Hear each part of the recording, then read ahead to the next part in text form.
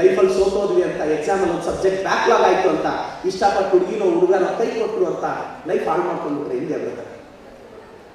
ಒಬ್ಬ ಹುಡುಗನ ಕಳ್ಕೊಳ್ಳೋದಲ್ಲ brother failure ಅಂದರೆ, ಇನ್ನೊಬ್ಬರನ್ನ ಪಡೀತೀವಿ ಅನ್ನೋ ಕಾನ್ಫಿಡೆನ್ಸ್ ಕಳ್ಕೊಳ್ಳೋದು ಬ್ರದರ್ ಫೇಲ್ಯೂರ್ ಅಂದರೆ. ಗಟ್ಟಿಯಾಗಿರ್ಬೇಕು. ತಂದೆ ತಾಯಿ ಒಳ್ಳೆ ಹೆಸರು ತಗೊಂಬನ್ನಿ. ಫ್ಯಾಮಿಲಿ ಅಂತ ಹೇಳ್ತಿರ್ತೀವಿ, FAMILY, father and mother I love you ಅಂತ ಬ್ರದರ್. ನಿಮ್ಮ ತಂದೆ ತಾಯಿನ ಚೆನ್ನಾಗಿ ಪ್ರೀತಿಸಿ ಗೌರವಿಸಿ. ಅವ್ರು ಗಟ್ಟಿಯಾಗಿದ್ದಾಗಲೇ ಈ ಏಜಲ್ಲಿ ಅನಿಸುತ್ತೆ, ಒಂದು 10ರಿಂದ 20 ವರ್ಷ ನಮ್ಮ ಅಪ್ಪ ಗ್ರೇಟ್, 20ರಿಂದ 30 ವರ್ಷ ಏನಪ್ಪ ನಿಂದು, 30ರಿಂದ 40 ವರ್ಷ ಅಮ್ಮ ಅಪ್ಪ ಅರ್ಥಾಗಲ್ಲ ಹೇಳಮ್ಮ, 40ರಿಂದ 50 ವರ್ಷ ಈ ಅಪ್ಪದ ಯಾವಾಗಲೂ ಇದ್ದಿದ್ದೆ. 50 ವರ್ಷ ಆದ್ಮೇಲೆ ಬಹಳಷ್ಟು ಜನ ಹುಡುಗರಿಗೆ ಅಪ್ಪ ಗ್ರೇಟ್ ಅನ್ಸೋಷ್ಟೊತ್ತಿಗೆ ಅವ್ನಿಗೆ ಅವ್ನ ಮಗನ ಅಪ್ಪ ರಾಂಗ್ ಆಗಿರ್ತಾನೆ. ನಿನಗೆ ನಿಮ್ಮ ಅಪ್ಪ ಗ್ರೇಟ್ ಅನ್ಸೋಷ್ಟು ನಿಮ್ಮ ಮಗನಿಗೆ ನೀನು ರಾಂಗ್ ಆಗಿರ್ತೀಯ ಬ್ರದರ್. ಅಲ್ಲಿವರೆಗೂ ನಿಮ್ಮ ಅಪ್ಪನ ಗ್ರೇಟ್ನೆಸ್ ಎಲ್ಲ ಅರ್ಥ ಆಗುತ್ತೆ. ವಯಸ್ಸಿಗೆ ಬಂದಿರೋರಿಗೆ ಒಂದು 1 ಅವರ್ ಮನೆಗೆ ಲೇಟಿಗೆ ಬಂದರೆ ಅಮ್ಮ ಬೈದ್ರೆ ಕೋಪ ಮಾಡ್ಕೊಳ್ತಾಳೆ, ಏನಮ್ಮ ನನ್ನ ಮೇಲೆ ನಿನ್ನ ನಂಬಿಕೆ ಇಲ್ವಾ, ಅರ್ಧ ಗಂಟೆ ಲೇಟಾಗಿ ಬಂದ ತಕ್ಷಣ ಫೀಲ್ ಆಗ್ತೀಯ ಅಂತ. 20 ವರ್ಷ ಆಗಿ ನಿಮಗೂ ಒಂದು ಮದುವೆ ಆಗಿ ಒಂದು ವಯಸ್ಸಿಗೆ ಬಂದಿರೋ ಮಗಳು 1 ಅವರ್ ಲೇಟಾಗಿ ಬಂದಾಗ ಅಭದ್ರತೆ ಏನಂತ ನಿಮ್ಗೆ ಗೊತ್ತಾಗುತ್ತೆ, ಅಲ್ಲಿವರೆಗೂ ಏನು ಗೊತ್ತಾಗುತ್ತೆ. ಸ್ವಲ್ಪ ಥಿಂಕ್ ಮಾಡಿ. ಭಾಳಷ್ಟು ಜನ ಹುಡುಗರು ಗೊತ್ತಾಗಬೇಕು ನಿಮ್ಮ ಅಪ್ಪ ಎಷ್ಟು ಜೆಂಟಲ್ಮ್ಯಾನ್ ಅಂತ. ನಾಳೆ ನೀನು ಹೋಗೋ ಮನೆಯಲ್ಲಿ ಪರಿಸ್ಥಿತಿಗಳು ಹೆಂಗಿರುತ್ತೋ ಗೊತ್ತಿಲ್ಲ. ನಾಳೆ ಅವರ್ಸ್ ಟುಗೆದರ್ ಫೋನ್ ಇಟ್ಕೊಂಡ್ರೆ ನಿನ್ನನ್ನು ಡೌಟಲ್ಲಿ ನೋಡ್ತಕ್ಕಂಥ ಆ ಕುಟುಂಬಗಳ ಮಧ್ಯೆ ನಾಳೆ ನೀನು ಅವರ್ಸ್ ಟುಗೆದರ್ ನಿಮ್ಮ ಅಪ್ಪ ನೀನು ಬೈದಿರ್ಬೋದು, ಯಾವತ್ತೂ ಕದ್ದು ಮುಚ್ಚಿ ನೀವು ಇನ್ಬಾಕ್ಸ್ ಚೆಕ್ ಮಾಡಿಲ್ಲ ಮೇಡಮ್. ನಿಮ್ಮ ಅಮ್ಮ ಬೈದಿರ್ಬೋದು, ಯಾವತ್ತೂ ನಿಮ್ಮ ಮೊಬೈಲ್ ತಗೊಂಡು ಚೆಕ್ ಮಾಡಿಲ್ಲ ಮೇಡಮ್. ಅದರಲ್ಲೇ ಅರ್ಥ ಆಗುತ್ತೆ ನಿಮ್ಮ ಅಪ್ಪ ಅಮ್ಮ ಜೆಂಟಲ್ಮೆನ್ ಎಷ್ಟು ಅಂತ.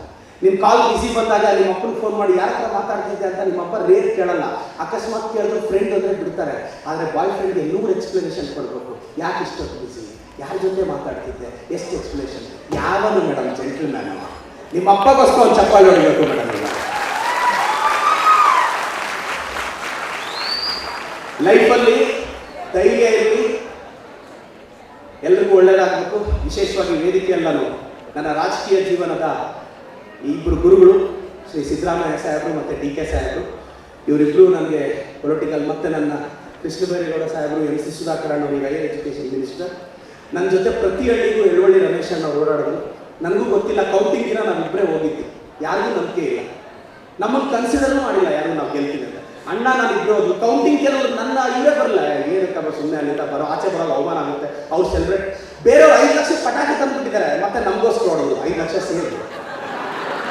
ಅವ್ರು ಫುಲ್ ಪಟಾಕಿ ಹೊಡೆಯೋಕ್ಕೆಲ್ಲ ರೆಡಿ ಇದ್ರು. ನಾನು ಎಳವಳ್ಳಿ ರಮೇಶ್ ನಾವು ಕೂತಿದ್ವಿ, ನಾವು ಗೆದ್ದು ಬಿಟ್ವಿ. ಅವ್ನು ಪಟಾಕಿ ಪಾಪ ಅವ್ನು ರಿಸಲ್ಟ್ ಗೊತ್ತಿಲ್ಲ, ಅವ್ನು ರೆಡಿ ಇದ್ದಾನೆ, ಹೊಡೆದ್ಬಿಟ್ಟಿದ್ದಾನೆ. ಈಗ 5 ಲಕ್ಷ ಹೊಡಿತು, ಭಾಳ ಖುಷಿ ಆಯಿತು. ಬಟ್ ಆ್ಯಸ್ ಎನ್ MLA ನಾನೇನು ಬದಲಾವಣೆ ತಂದಿದ್ದೀನಿ ಅಂತ ಬ್ರೀಫಾಗಿ ಹೇಳ್ಬಿಡ್ತೀನಿ ಬ್ರದರ್. ನಾನು ಗೆದ್ದ ತಕ್ಷಣ 1 to 10 20,000 ಜನ ಕನ್ನಡ ಮೀಡಿಯಂ ಹುಡುಗರಿಗೆ ಗಣೇಶ ಹಬ್ಬಕ್ಕೆ ಪ್ರತಿ ವರ್ಷ, ಮೊನ್ನೆನೂ ಸಹ 1 ಕೋಟಿ ರೂಪಾಯಿ ಖರ್ಚು ಮಾಡಿ ಎಲ್ರಿಗೂ ಗಣೇಶ ಹಬ್ಬಕ್ಕೆ ಕಲ್ಲರ್ ಡ್ರೆಸ್ ಹೊಲಿಸಿದೆ ಬ್ರದರ್. ಗಣೇಶ ಹಬ್ಬಕ್ಕೆ 20,000 ಜನ ಕನ್ನಡ ಮೀಡಿಯಂ ಮಕ್ಕಳಿಗೆ 10th ಸ್ಟ್ಯಾಂಡರ್ಡ್ ಕಾರ್ಪೊರೇಟ್ ಸ್ಟೈಲಲ್ಲಿ ಗೌರ್ಮೆಂಟ್ ಸ್ಕೂಲ್ಸಲ್ಲಿ ಎಕ್ಸಾಮ್ ನಡೆಸ್ತಿದ್ರು. ನನ್ನ ಕಾನ್ಸ್ಟಿಟ್ಯೂನ್ಸಿಯಲ್ಲಿ 2,000 ಜನ ಇದು ಬರೀ ಪ್ಯೂರ್ ಗೌರ್ಮೆಂಟ್ ಸ್ಕೂಲ್ಸ್ಗೆ ಬರ್ತಾರೆ. ಬಿಕಾಸ್ ಪ್ರೈವೇಟ್ ಸ್ಕೂಲ್ಗೆ ಎಂಟ್ರಿ ಆಗುತ್ತೆ ಒಂದು MLA ಆಗಿ ನನಗೆ ಪವರ್ ಇಲ್ಲ. ನಾನು ಆ ಕಡೆ ಗೌರ್ಮೆಂಟ್ ಸ್ಕೂಲ್ಸ್ಗೆ ನಾನೇ ಚೇರ್ಮನ್ ಇರೋದ್ರಿಂದ ಗೌರ್ಮೆಂಟ್ ಸ್ಕೂಲಲ್ಲಿ ನಾನು 8th ಸ್ಟ್ಯಾಂಡರ್ಡಿಂದ IIT ನೀಟ್ ಫೌಂಡೇಶನ್ ಕರ್ನಾಟಕದಲ್ಲಿ ನನ್ನ ತಾಲೂಕಲ್ಲಿ ಸ್ಟಾರ್ಟ್ ಮಾಡಿದ್ದೀನಿ ಬ್ರದರ್.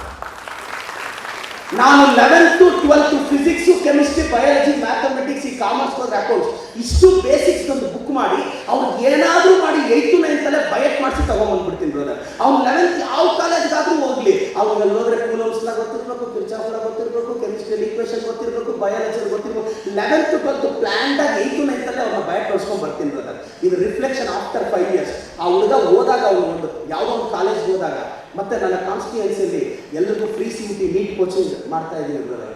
ಮತ್ತು ಒಂದು ವೆಬ್ಸೈಟ್ ಮಾಡಿ ನಾನು ಜನರ ಸಮಸ್ಯೆಗೆ ಪ್ರತಿದಿನ 6 ಗಂಟೆಯಿಂದ 9 ಗಂಟೆ ನಮಸ್ತೆ ಚಿಕ್ಕಬಳ್ಳಾಪುರ ಅಂತ ಮನೆ ಸುತ್ತಿದ್ದೀನಿ ಬ್ರದರ್. ಭಾಳಷ್ಟು ಜನ ಕೇಳಿದ್ರು, ರಿಸ್ಕ್ ಅಲ್ವಾ, ಸಿಕ್ಕಾಪಟ್ಟೆ ಕಷ್ಟ ಅನಿಸುತ್ತೆ. 6 to 9 ಮನೆ ಸುತ್ತಬೇಕು. 11:30 12 ಲೀಡರ್ಸ್ನ ಕೆಲವರು ಮಾತಾಡಬೇಕು.